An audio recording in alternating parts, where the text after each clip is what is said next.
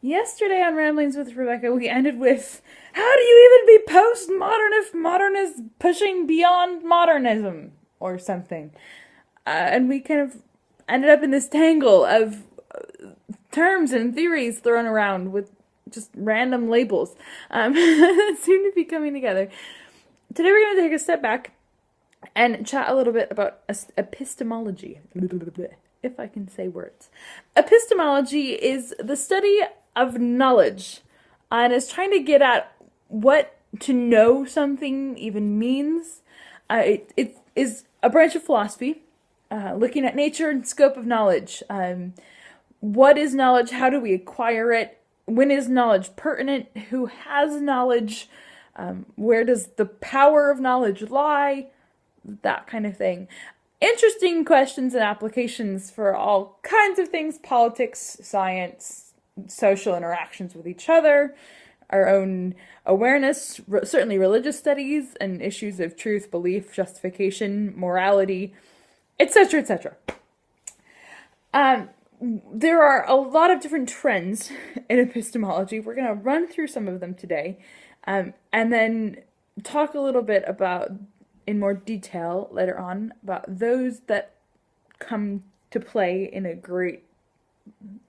I'm not saying this well. Anyway, and then focus on those that are particularly relevant to postmodernism. That's what I'm trying to get at. And issues of kind of way out there sociology, and trying to get a grasp on some of those. So, historical approaches to epistemology. What we ask about knowledge changes over time, and there have been different trends in knowledge, and we should try to understand those trends. Perennialism. Rather than historically situated, what is important in understanding knowledge is that which is always relevant, always pertinent, always important. We should learn principles rather than facts, because we see that facts tend to change over time. And instead, if we're looking at knowledge, we should try and understand knowledge as that which is always going to be vital to humanity, whatever that means. Progressivism.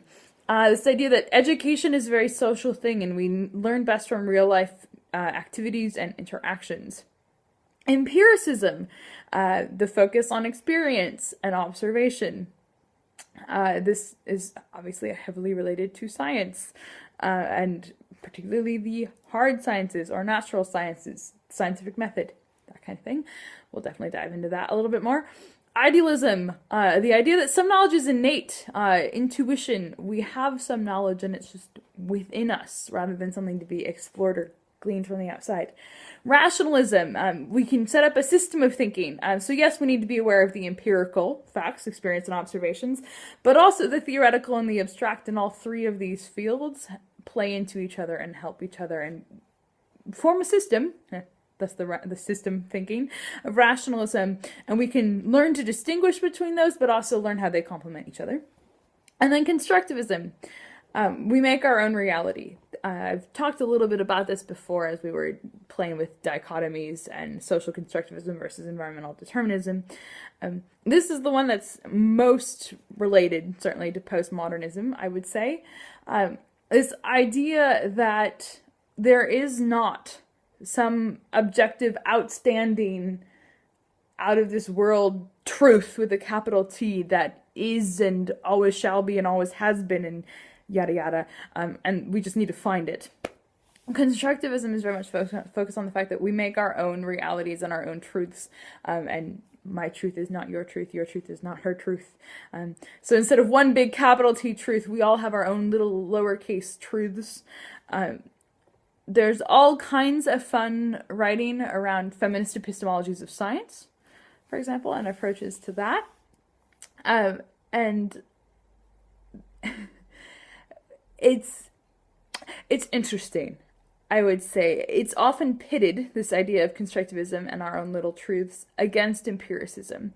The list that I just went through, historical, perennialism, progressivism, some of them are approaches to like epistemology philosophically, some of them seem to be more active-based, theories of what's important or not, value judgments. So there's this whole big mess, an array of fields going into it. Generally speaking, we set up the empiricism, we can learn objective facts through the scientific method against constructivism, and we're going to be deconstructing that a little bit later this week.